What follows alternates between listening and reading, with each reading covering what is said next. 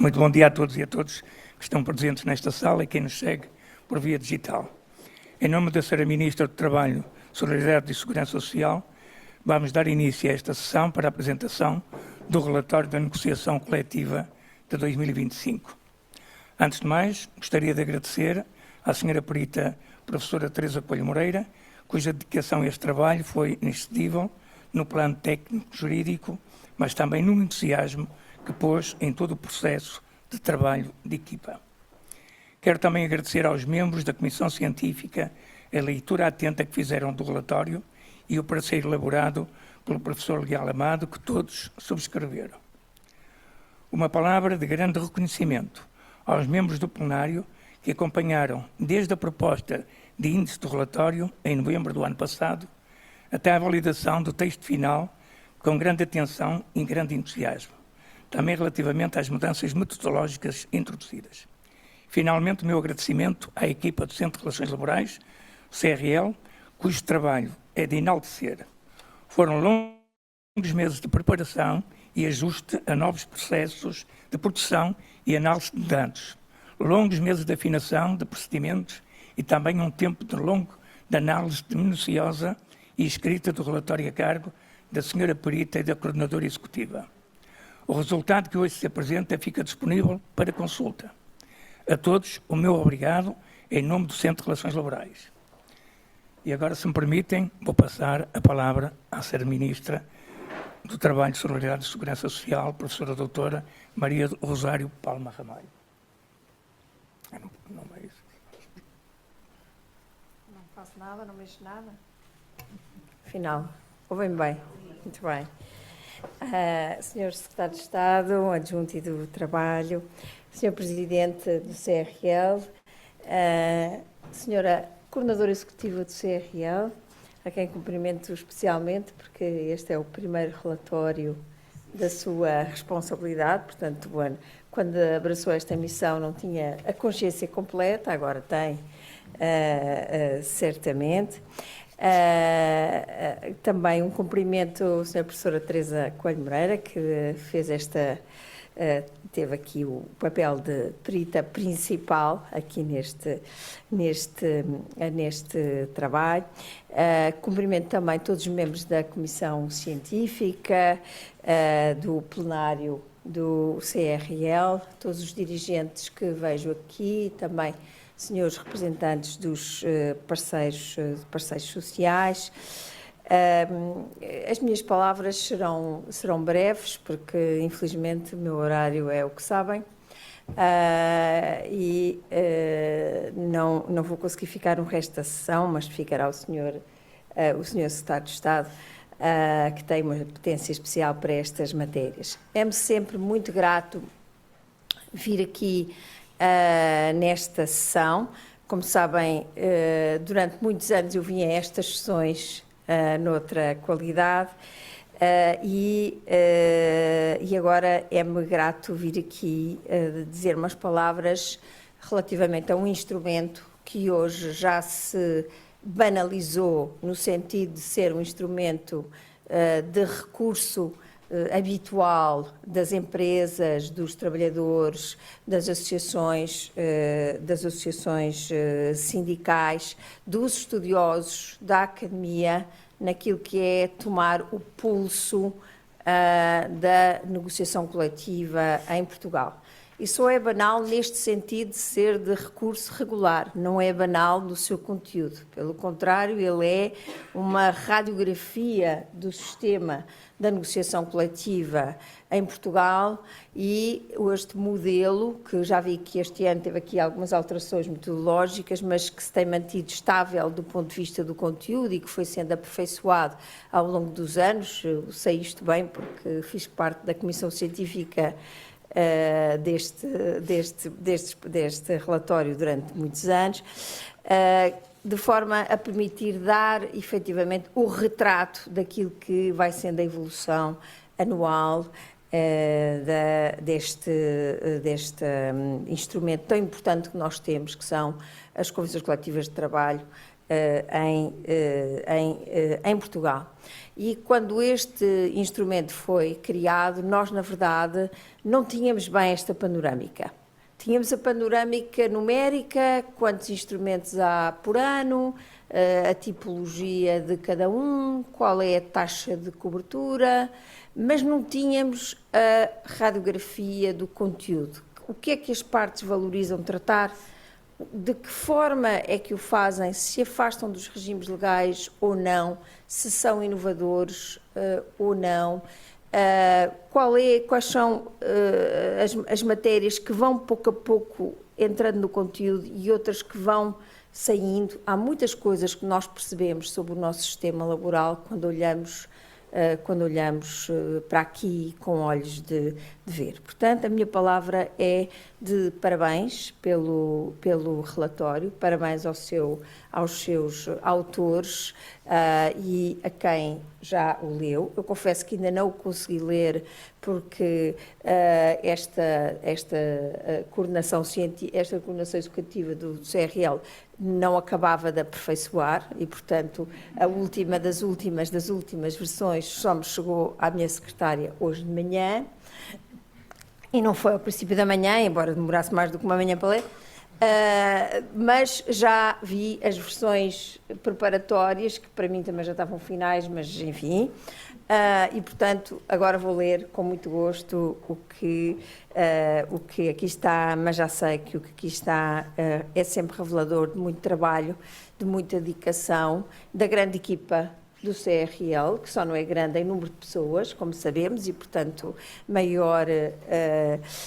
ainda maior elogio merece. O resultado está aqui. Eu aconselho a todos que leiam, porque tira-se, de facto, muito daqui. Chamar a atenção para alguns dados que se tornaram mais patentes mesmo numa leitura diagonal, que foi a única coisa que tive tempo para fazer. O primeiro dado é relativo à dinâmica da contratação coletiva. A dinâmica da contratação coletiva mantém-se, o que é um sinal de vitalidade do sistema, apesar de ter decrescido um bocadinho em 2024, exceto nas regiões autónomas, o que é engraçado. Nas regiões autónomas houve mais convenções coletivas do que no continente. Não sei bem como explicar isto, mas é algo que temos que registar. Mas também a quebra é pequena, 5% há de ser para o ano compensado com 10%, portanto, acredito que seja conjuntural. Também um dado importante é aquilo que nós não esperaríamos há 10 anos, que é o predomínio das convenções coletivas de empresa sobre as convenções coletivas de área de atividade e de ramo profissional.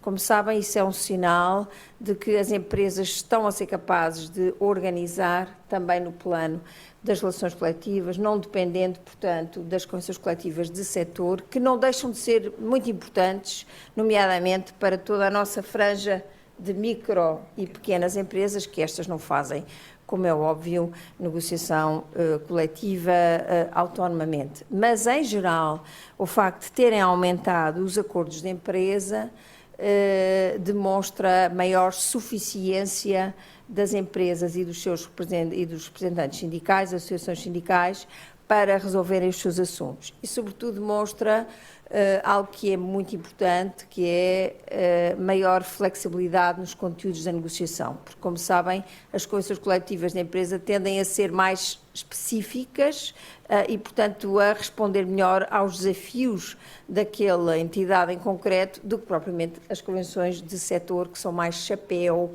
e, portanto, têm menos possibilidade de se adaptar conjunturalmente. Depois, por fim, chamar a atenção, também um aspecto que me parece positivo, que é as convenções já não duram tanto tempo. Há convenções que, decorre aqui claramente deste relatório, que tiveram em vigor 2, 3 anos.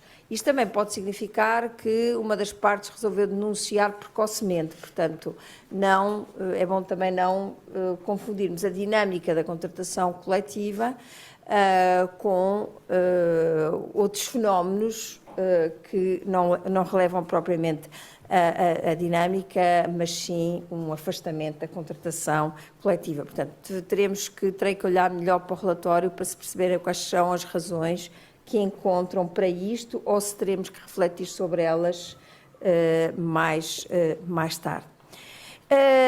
Menos surpresa decorre dos aspectos de conteúdo. Os conteúdos das convenções coletivas continuam nas áreas core da retribuição e do tempo de trabalho. São os conteúdos normais. Um dado interessante, a mim particularmente preocupa-me, mas um dado interessante é que com a subida do salário mínimo, digamos que aparece, há uma tendência para que as remunerações previstas nas convenções coletivas, como média, se aproxime do salário mínimo. O que, obviamente, significa que as convenções coletivas, os níveis salariais médios das convenções coletivas não estão a conseguir descolar. Mas, ao mesmo tempo, temos lá um fator positivo, que é a referência a índices de produtividade, etc., como determinantes para o aumento das remunerações. E, portanto, uma coisa, de certa forma, é compensada pela outra, embora aquilo que, de facto, o Governo gostava de ver é uma maior subida do salário médio, como sabem, é um dos aspectos relevantes das políticas do Governo. Depois temos algumas matérias que nem sempre estão nas convenções coletivas, como matérias de inteligência artificial, gestão algorítmica. Não sei também se o facto da autoria deste relatório vir ali da senhora professora, a minha querida amiga Teresa Coelho Moreira, também não levou a ir pedir ali um digging especial, um investimento para ver se as matérias estavam lá ou não. Em anos passados, se calhar não fizemos essa pesquisa, ainda bem que encontraram, embora só em 3 convenções, e na ótica da proteção de dados pessoais, mas em todo caso muito mais se espera que venham a ficar. Esta é uma matéria que nos preocupa a todos e às quais o sistema jurídico laboral, incluindo a lei, se deveria já ter adaptado melhor do que fez. Depois também referir as cláusulas sobre evolução profissional, que no fundo é outra maneira de dizer categorias, não é? Mas não já avaliação de desempenho. A avaliação de desempenho é uma coisa diferente e aparece aqui. É bom que os parâmetros da avaliação de desempenho também sejam matéria da contratação coletiva e não apenas matéria do domínio empresarial. Por fim, também reparei que o setor público tem uma dinâmica de crescimento da negociação coletiva que aqui foi crescendo, ao contrário do pequeno desvio negativo do pequeno desvio negativo no setor privado. Isto também evidencia, como é óbvio, os múltiplos acordos que foram feitos celebrados por este Governo entre 2024 e, sobretudo, 2025, com diversas categorias de trabalhadores da administração pública. Isto e muito mais encontram neste relatório. Dizer que, do ponto de vista político, este Governo é um Governo que aposta profundamente na promoção da negociação coletiva, em todas as suas categorias, desde o acordo de empresa até à convenção coletiva de setor, eu acho que tudo tem o seu lugar no nosso ordenamento e aposta numa maior libertação dos conteúdos da convenção coletiva relativamente ao estabelecido na lei. Nós temos, de uma vez por todas, que reconhecer a senioridade dos representantes coletivos de trabalhadores e de empregadores para estabelecerem aquilo que é melhor para eles, os compromissos que são melhor para eles e para os trabalhadores e empregadores que representam em cada momento e tendo em conta as especificidades da sua área de atividade ou da sua empresa ou as vicissitudes económicas, os ciclos económicos que tenham na frente. Neste ponto, como sabem, o sistema português ainda é bastante tradicional e, portanto, o desejo do Governo é que ele também se modernize, como existe nesse aspecto noutros sistemas. Mas, enfim, isto são outras matérias. Quando isso acontecer, certamente também será refletido aqui nestes acordos. Deixo-vos agora em paz para a apresentação do relatório. Só tentei abrir um bocadinho aqui o apetite, portanto, agradeço muito, uma ótima sessão para todos.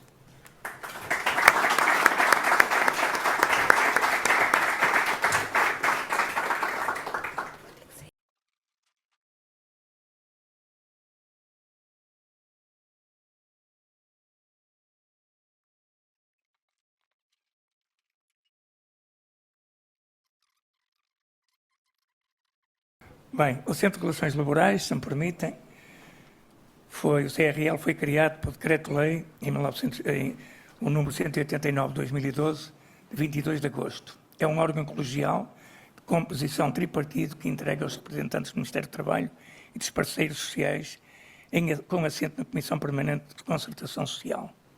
A presidência do CRL é exercida anualmente em regime de rotatividade por um dos seus membros, cabendo ao UGT, em 2026, assumir essa responsabilidade. Entre as atribuições centrais do CRL, destaca-se a elaboração do relatório anual de negociação coletiva, que atinge agora a sua 11ª edição.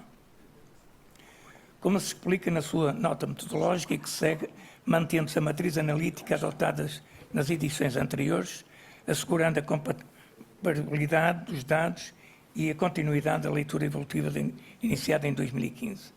Vocês desculpem lá que eu estou um bocado rouco.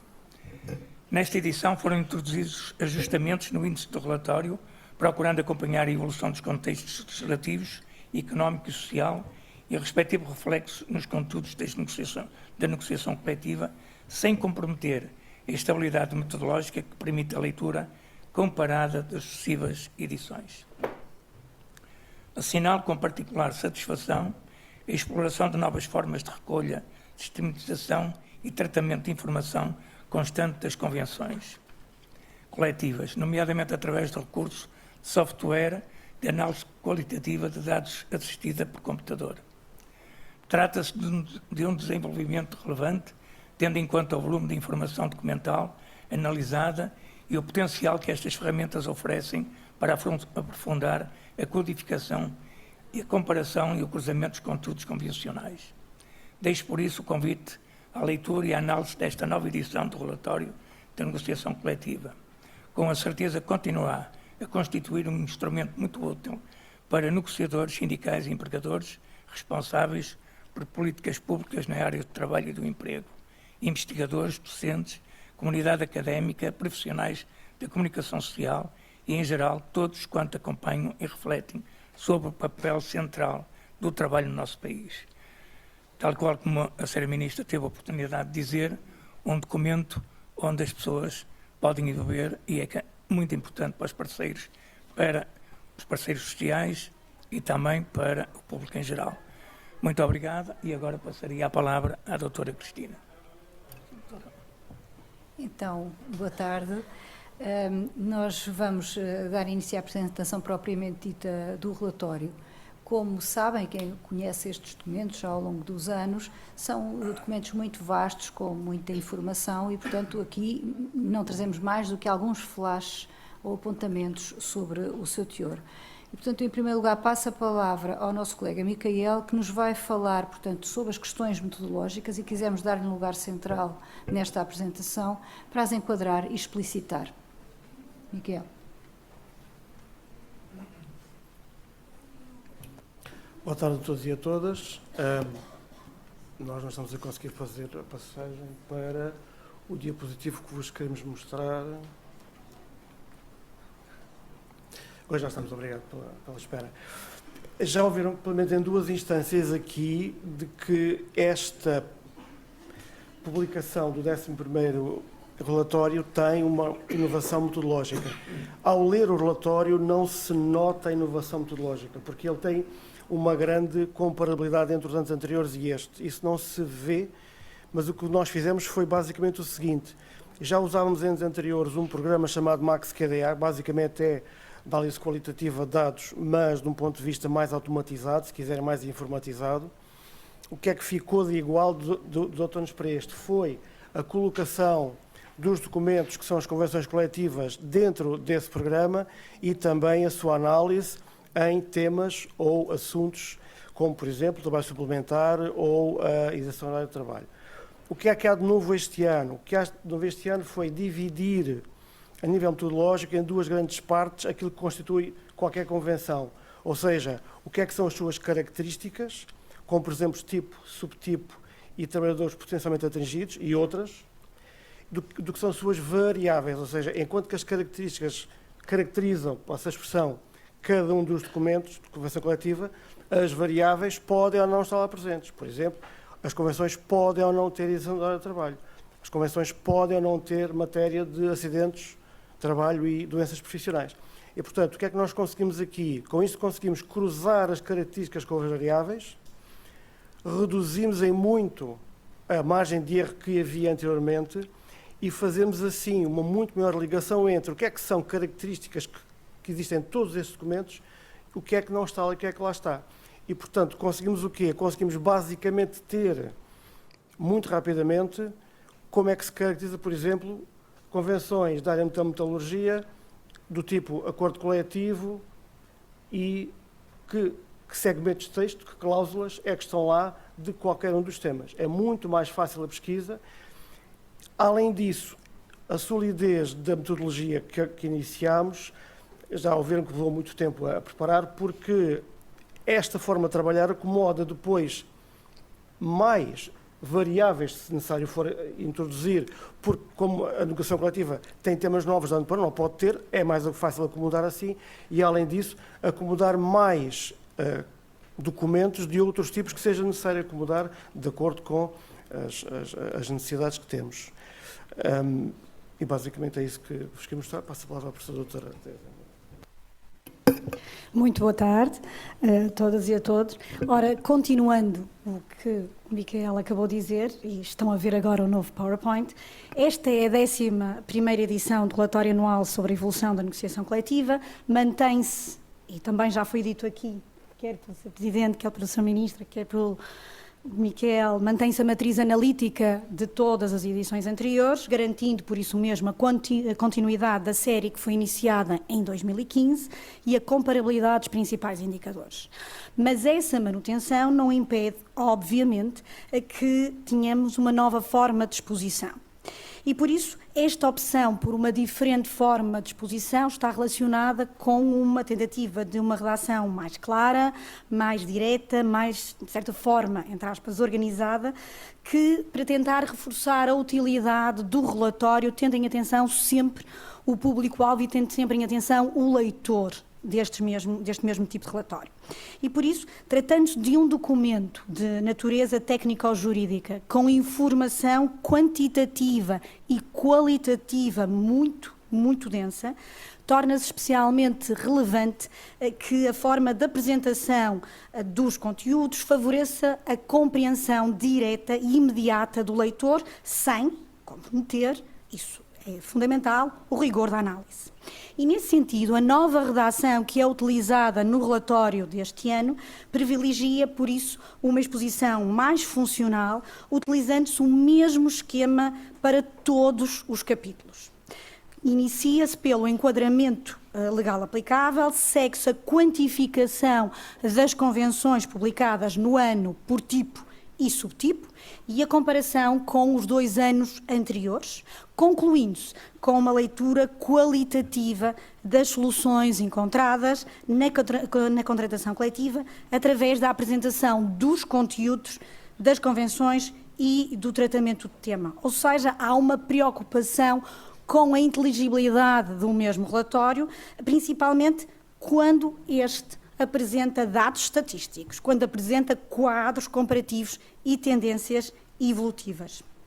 E tendo então isso em atenção e analisando os IRCTs publicados em Portugal, temos este gráfico aqui à frente, então este gráfico apresenta a evolução dos instrumentos de regulamentação coletiva de trabalho publicados em Portugal entre 2010 e 2025, distinguindo o continente e as duas regiões autónomas, a região autónoma dos Açores e a região autónoma da Madeira.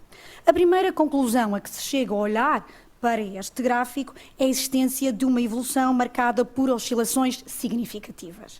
Partimos de 534 instrumentos publicados em 2010, terminamos com 591 em 2025, mas podemos ver logo que imediatamente a seguir a 2010, houve uma quebra no número de IRCTs, obviamente também associado a um período do Programa de Assistência Económica e Financeira, temos de enquadrar.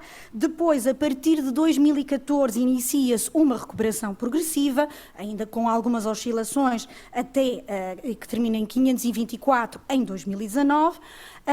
Depois, 2019, o que é que segue? A pandemia, 2020, e por isso mesmo, tendo a pandemia, há uma nova interrupção neste percurso e podemos ver que o total nacional desceu de 524 para 347 instrumentos. O que é certo é que imediatamente, logo no ano seguinte, em 2021, também conseguimos ver, cresceu e intensificou-se nos 2 anos, até 2023, onde atinge, por assim dizer, um pico de 706 instrumentos. O ano de 2024 correspondeu a uma diminuição, uma correção significativa desse máximo, com uma redução para 566 instrumentos. 2025, a Sra. Ministra fez alusão exatamente a isso, 2025 aumenta, temos 591 instrumentos, mas convém aqui fazer uma diferenciação, e que foi o que a Sra. Ministra também acabou de referir. Esse aumento para 591 instrumentos é feito pelo acréscimo de instrumentos de regulamentação coletiva de trabalho nas regiões autónomas. Ou seja, a nível nacional existiu um decréscimo de 404 para 378 em 2025, mas nas regiões autónomas houve um acréscimo, como eu acabei de referir. Nos Açores passamos de 58 em 2024 para 84 em 2025. Na Madeira passamos de 104 para 129, que é exatamente o mesmo número que tivemos em 2023, o que não deixa de ser interessante e que, aliás, repito, a Sra. Ministra fez alusão. Passando à negociação coletiva agora no continente. Os grandes números, por assim dizer, foram publicadas em 2025 277 convenções coletivas, o que representa uma diminuição de cerca de 5%, também foi exatamente a percentagem que a Sra. Ministra acabou de referir, relativamente às 293 convenções publicadas em 2024. Deste universo fazem parte 135 acordos de empresa, exatamente também já referido, 105 contratos coletivos e 37 acordos coletivos. E estas convenções abrangem potencialmente 885 mil trabalhadores. A portaria de condições de trabalho publicada em 2025 abrange potencialmente cerca de 107 mil trabalhadores e foram também publicadas 76 novas portarias de extensão, às quais acrescem 2 alterações a portarias anteriores, e por isso esta distinção explica, de 76 e mais estas 2, que em algumas partes do relatório se indica o número de 78 e noutras se indica 76, porque temos de atender a esta diferenciação. Quanto à estrutura e à cobertura da contratação coletiva, ora aqui é interessante ver mais uma vez esta distinção fundamental entre o número de convenções publicadas e a respectiva capacidade potencial de cobertura. E porque podemos ver que os acordos de empresa constituem o tipo de convenção mais frequente, já aqui foi referido. Foram publicados 135 acordos de empresa, correspondentes a quase metade das 277 convenções analisadas. No entanto, estes instrumentos abrangem potencialmente cerca de 65 mil trabalhadores. Em sentido diferente, Os 105 contratos coletivos, embora menos numerosos, abrangem potencialmente mais de 786 mil trabalhadores, ou seja, cerca de 89% do universo total estimado. Os 37 acordos coletivos abrangem, por sua vez, aproximadamente 33 mil trabalhadores, o que significa que os contratos coletivos continuam a desempenhar uma função decisiva na regulação sectorial e na extensão da proteção convencional a universos profissionais bastante amplos. Também a cobertura apresenta uma concentração sectorial significativa. 4 setores reúnem 80,7% dos trabalhadores potencialmente abrangidos, destacando-se as indústrias transformadoras, com 28,9%, e o comércio, com 27%. Isto significa que mais de metade da cobertura potencial se encontra concentrada apenas nestes 2 setores. Passando agora a palavra. Obrigada. Relativamente à contratação coletiva na administração pública e também, como a Sra. Ministra sublinhou aqui no início da sessão, é uma área em que se tem registrado algum dinamismo, nomeadamente a partir de 2021, que apesar da quebra de 2024 foi retomada novamente em 2025. E, portanto, no ano em análise, em 2025, foram registrados 124 acordos.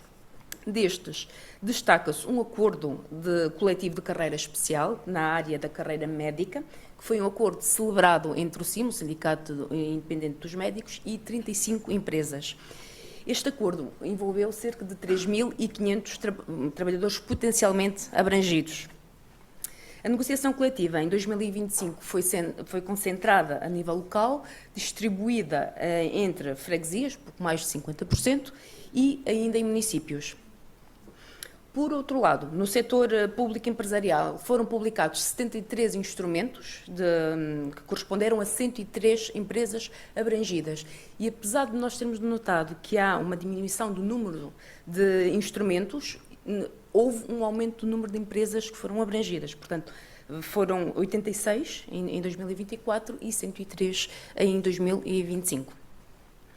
Como também podemos acompanhar aqui pelo gráfico, a nível local registaram-se 36 acordos celebrados, que corresponderam a 20 empresas, e são concentrados nos setores da água, portanto, o setor com a CAI e no setor H dos transportes.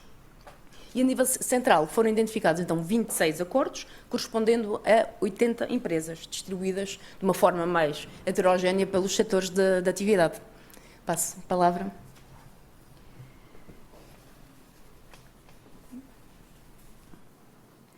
Muito bem. Relativamente aos temas, nós escolhemos trazer a ver. As remunerações continuam a ser um tema absolutamente central, seguidas da atividade sindical, quer seja em número de convenções celebradas, quer seja em número de trabalhadores potencialmente abrangidos.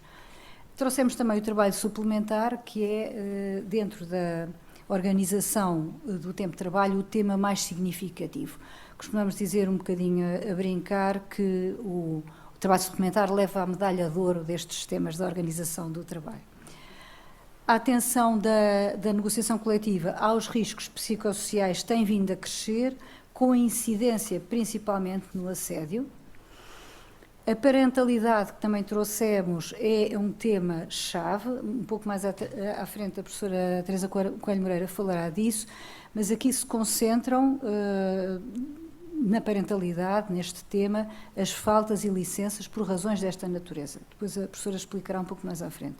Finalmente, e ao contrário do primeiro tema indicado, que é omnipresente, por causa das remunerações, quisemos também trazer aqui o tema da inteligência artificial e dos algoritmos, que a Sra. Ministra já há pouco mencionou. Não são muito presentes ainda, mas é, de facto, um flash daquilo que vai acontecer ou que está a acontecer. Relativamente ao tema das remunerações, como vos digo, é o tema transversal, ocupam quase a totalidade das convenções, portanto, quase 97% das convenções tratam desta matéria, e a quase totalidade dos trabalhadores potencialmente abrangidos, portanto, faltam 2 décimas para os 100%. Portanto, é claramente o tema central da negociação coletiva e a motivação, penso eu, que principal, muitas vezes, para haver capacidade e interesse em negociar.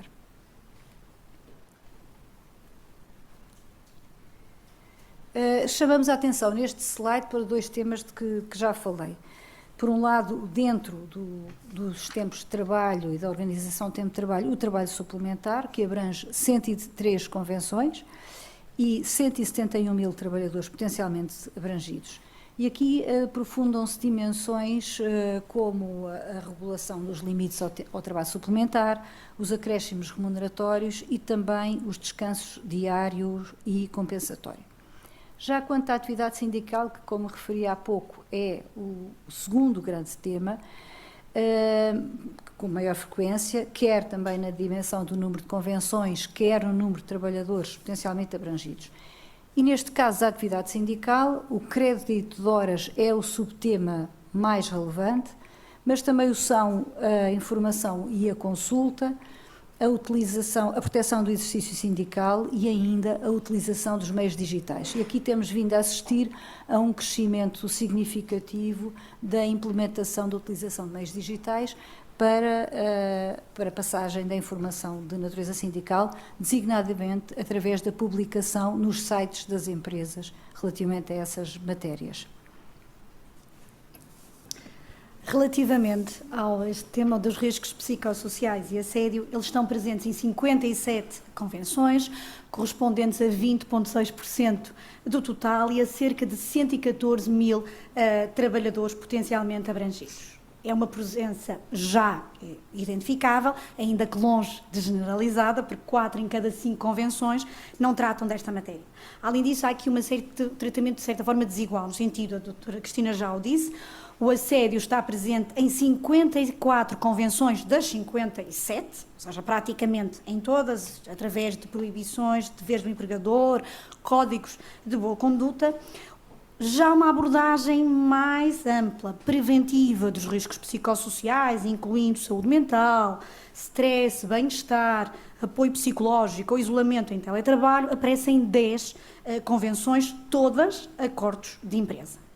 E por isso encontramos algumas soluções relativamente a estas 10 convenções interessantes. Encontramos no relatório, tem lá a identificação de previsões relativas ao apoio psicológico suportado pelo empregador, à prevenção do stress, à adoção de medidas destinadas a evitar o isolamento do trabalhador que está em teletrabalho e por isso diria que nesta matéria há aqui um espaço significativo para a contratação coletiva, densificar obrigações de avaliação, de prevenção, de participação de trabalhadores e acompanhamento destas medidas adotadas.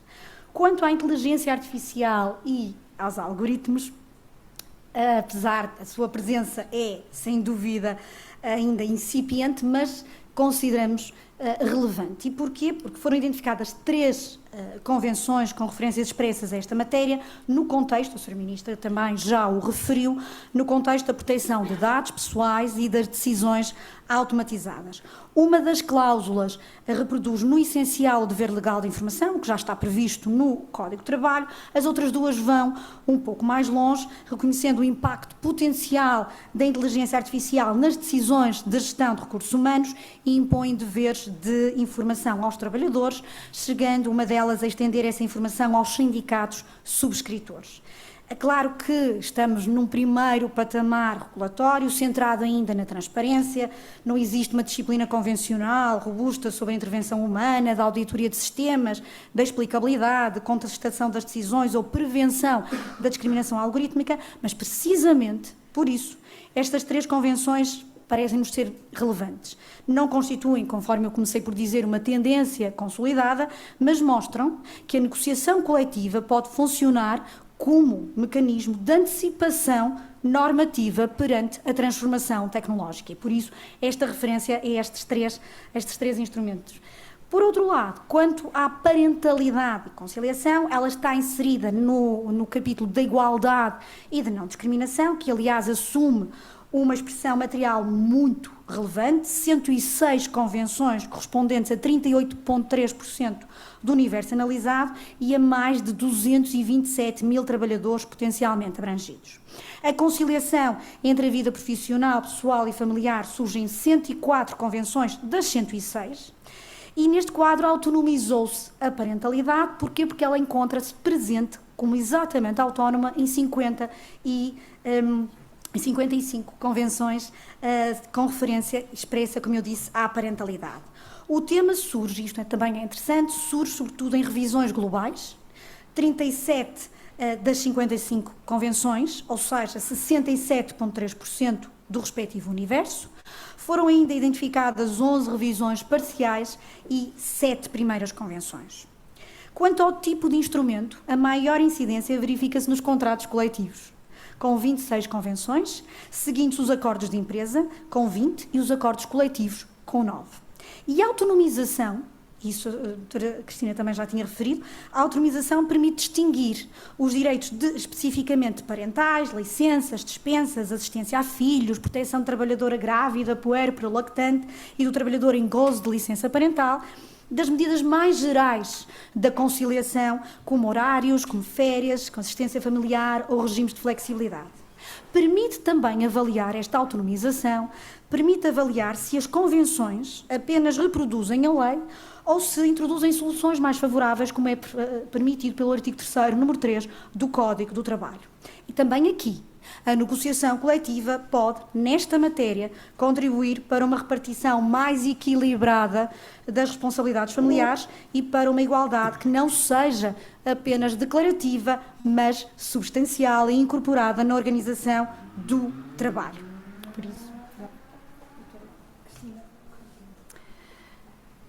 Muito bem, não quisemos terminar esta breve apresentação sem fazer uma menção a um conjunto de sinais. Não são grandes temas, não são tendências, mas são alertas e são sinais de mudança na sociedade portuguesa e na realidade laboral.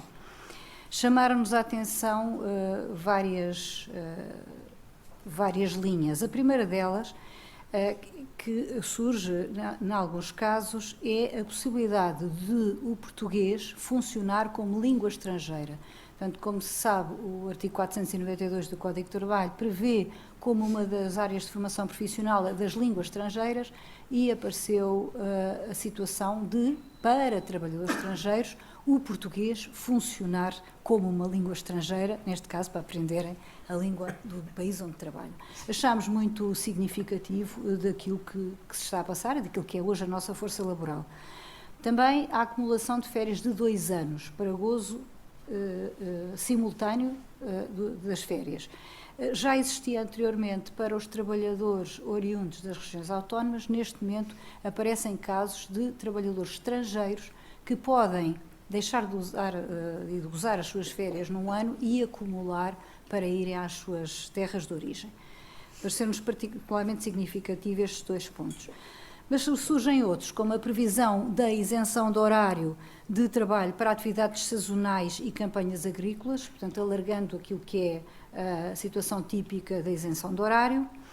Também, para o caso das vindimas, aparecem situações em que se estabelece para os 2 meses da vindima a possibilidade de haver um banco de horas que pode ir até 4 horas diárias, 60 semanais e 160 no total, e que corresponde exatamente à altura das vindimas. Também aparece já a dispensa de nascimento por neto, que não é muito comum, mas já aparece e, portanto, mostra também uma outra dimensão. Também a dispensa de um dia por quadrimestre, para tratar de assuntos pessoais, também aparece às vezes trimestre, quadrimestre. E também não deixámos de trazer aqui, existem múltiplos exemplos, e que no fundo tem a ver com a necessidade de cativar e agarrar os trabalhadores com apoios sociais complementares. Trago-vos apenas um exemplo, que é da mesma convenção, que atribui 250 € anuais a cada filho biológico, adotado ou enteado até aos 4 anos, que acumula como a dia de dispensa pelo aniversário do filho e ainda 50 € de cheque aniversário. Nada disto são fortunas, mas percebe-se que é uma forma das empresas tentarem conservar, enfim, e cativar os seus trabalhadores. Portanto, eram, de facto, alguns flashes da forma como a contratação coletiva se adequa a uma realidade que vem mudando e é sempre mutável. E passo à professora Teresa Coelho Moreira para alinhavar algumas conclusões, por favor. Muito obrigada. Permitam-me então concluir com 5 ideias principais. A primeira, as remunerações continuam, e foi dito aqui ao longo desta sessão, continuam a constituir o centro da gravidade da contratação coletiva. A sua presença em 268 das 277 convenções, fora o número de trabalhadores potencialmente abrangidos, confirma a função essencial da negociação coletiva na atualização salarial. Mas confirma igualmente, e isto a Sra. Ministra também fez referência, confirma igualmente a necessidade de acompanhar a compressão, por assim dizer, das tabelas convencionais, à medida que a remuneração mínima mensal garantida se aproxima dos níveis inferiores dessas tabelas, da remuneração média. Segunda conclusão. O tempo de trabalho e a atividade sindical mantém-se como matérias estruturantes, confirmando que a negociação coletiva continua a regular o núcleo clássico da relação laboral e da representação dos trabalhadores. Terceira conclusão. Temas como a igualdade, a conciliação, a parentalidade, o teletrabalho, os riscos psicossociais ganham visibilidade, ainda que com níveis de densidade e inovação diferentes. Quarta conclusão. A inteligência artificial surge ainda de forma embrionária, mas já demonstra o potencial da negociação coletiva para impor transparência e participação antes das práticas empresariais se consolidarem. Quinta, a nova metodologia amplia a capacidade analítica do relatório. Permite passar para uma leitura mais fina do conteúdo, dos setores, da abrangência e da qualidade das soluções convencionais. Por isso, a negociação, e em síntese, a negociação coletiva de 2025 revela continuidade nos seus temas estruturantes, mas também sinais de adaptação às novas realidades do trabalho. Continua a densificar o sinalagma entre trabalho e retribuição, começa simultaneamente a intervir em matérias tecnológicas, psicossociais, familiares e demográficas que definirão o futuro das relações laborais. E por isso termino com um agradecimento muito especial à doutora Cristina Rodrigues, coordenadora executiva do CRL e coautora deste relatório, ao António Fulo, ao Manuel Alves, ao Miquel Pereira, à Nélia Nobre, já que a elaboração deste relatório exigiu um trabalho particularmente intenso de recolha, de organização, de codificação, de tratamento, de validação e de sistematização de um volume muito significativo de informação. Por isso, a qualidade do resultado apresentado é indissociável do rigor, da competência e do empenho de toda a equipa. Agradeço igualmente as amáveis palavras do Sr. Presidente, dirijo-me também, agradeço igualmente à Comissão Científica, ao plenário do CRL pelo acompanhamento, pelas observações e pelo contributo para a qualidade deste relatório. O relatório é verdadeiramente o resultado de um trabalho coletivo e de uma colaboração institucional que importa reconhecer e valorizar. Muito obrigada pela vossa atenção.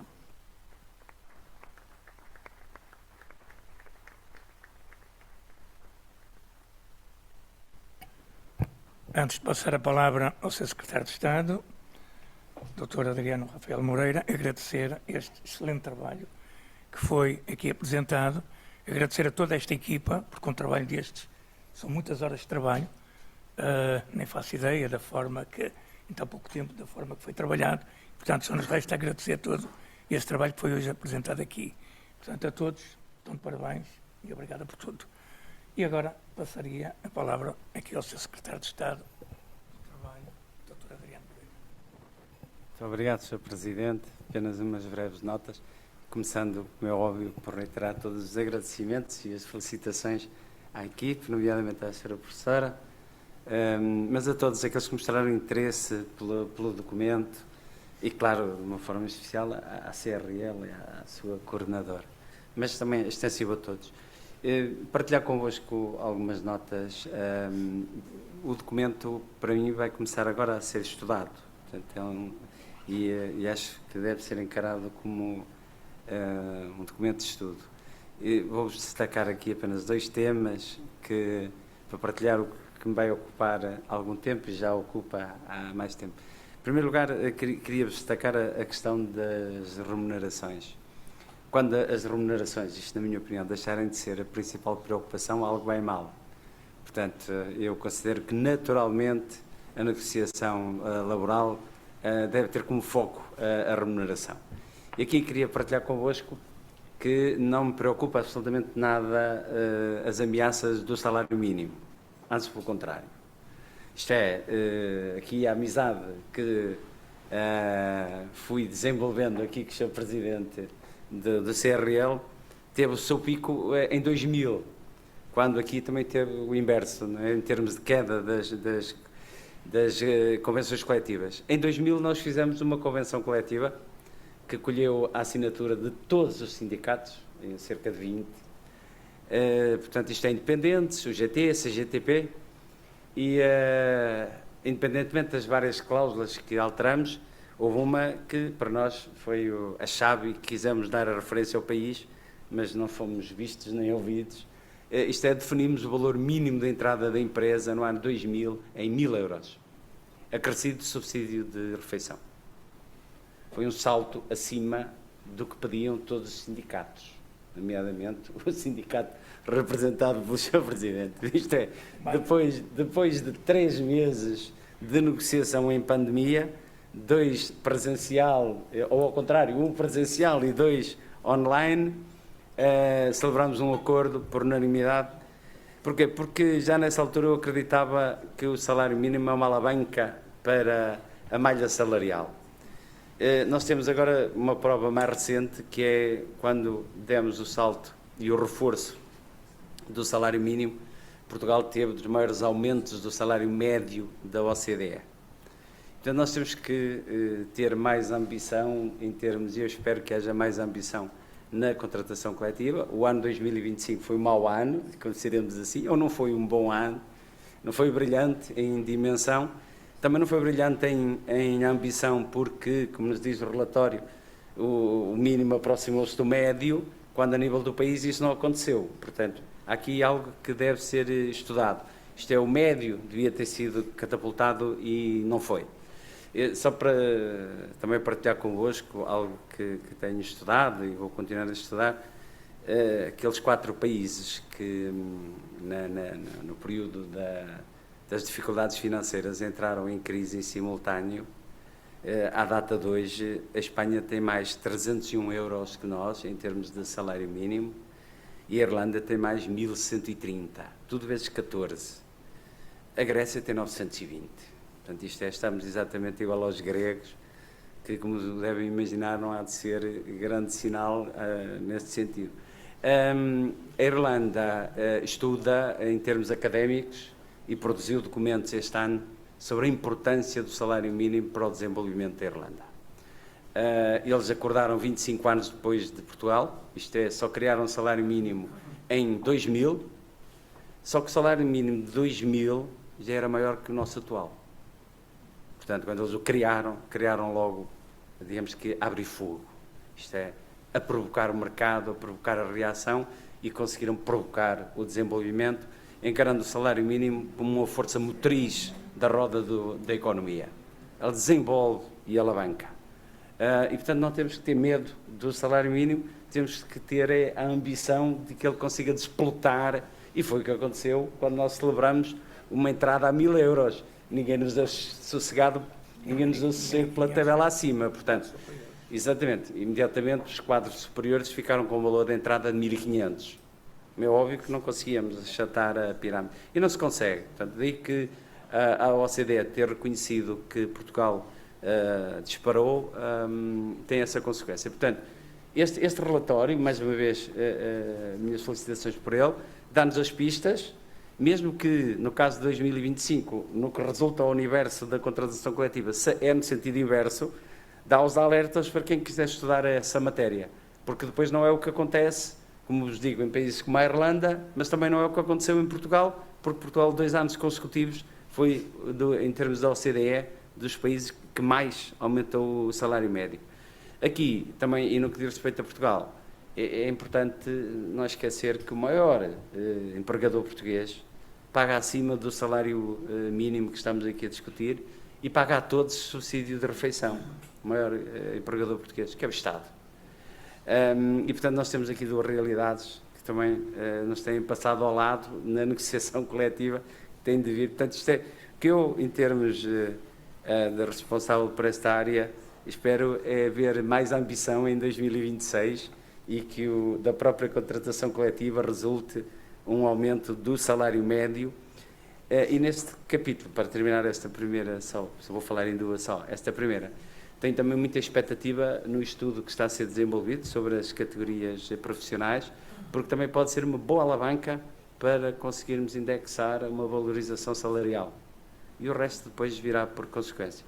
Relativamente às várias rúbricas que, com muito mérito, organizaram o trabalho, há uma que também me chama a especial atenção, que me tem tirado muitas horas de estudo, vai continuar a tirar, e que intitularam Regimes de Flexibilidade no Interesse do Trabalhador. Foi algo que esteve em cima da mesa no processo de negociação tripartido, que, como viram também relativamente a 2025, é um mau ano, portanto é um ano em que a negociação tripartida falhou, depois de em 2024 ter tido sucesso.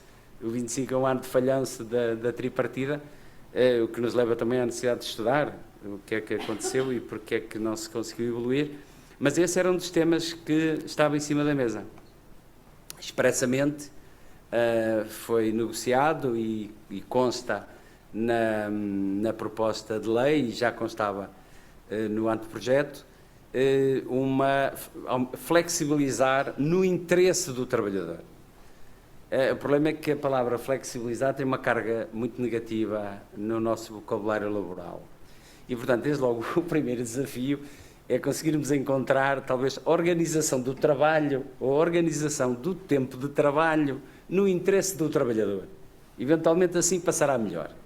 Eventualmente, assim nós conseguiremos convencer o trabalhador que é bom que ele tenha o direito de ser ele o primeiro a informar a entidade patronal que vai faltar umas horas para a satisfação de algum interesse pessoal. Dito como está, portanto, utilizando o termo flexibilizar, eu não estou a vislumbrar grande sucesso na negociação coletiva. Portanto, será um capítulo que não vai ter muito sucesso. De modo que dava-lhes essa sugestão, portanto, a organização do tempo de trabalho no interesse do trabalhador, eventualmente vai ter mais sucesso. À data de hoje, são as 2 áreas que eu penso que são essenciais para o país. É a remuneração, portanto, temos salários muito baixos e, resultando da negociação coletiva, é ótimo que assim seja, porque temos espaço social, portanto, não é por imposição. E, em termos de gestão do tempo de trabalho por iniciativa e no interesse do trabalhador, é algo que hoje em dia nos está a ser solicitado em todas as frentes, em todas as empresas. E, portanto, deixava só estas 2 notas. Eu vou, claro, estudar muitos outros temas que achei interessante e como aqui foi referido, nomeadamente e numa lógica muito ecuménica ou papal, a inteligência artificial, portanto, vem muito na onda, a nossa nova renovaram, e, portanto, fica sempre muito bem dizer que também conhecemos essas matérias, e, portanto, mas não me assusta nada, tal como não assustou nada a máquina a vapor no século XIX, também não me assusta nada a inteligência artificial. Acho que é uma realidade que tem que ser regulamentada, mas acho que vai ser muito benéfica para os trabalhadores em geral e vai-nos dar benefícios precisamente nestes 2 pontos. Isto é, eu acho que nos vai dar melhores salários e que nos vai permitir gerir melhor o nosso tempo, libertando-nos de tarefas rotineiras e mal pagas. Portanto, isso entregamos então ao computador e fazemos aquilo que é bem pago e que não nos massacra o cérebro. Portanto, muito obrigado pela vossa tolerância e passo ao Sr. Presidente.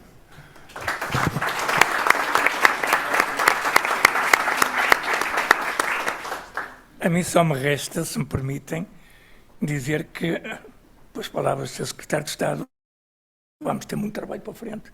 E, portanto, a doutora já sabe, há uma encomenda que está aqui feita e para todos os elementos de relações laborais, que esperemos que o próximo relatório já contempla aqui. A doutora já viu também, já viu o trabalho que temos.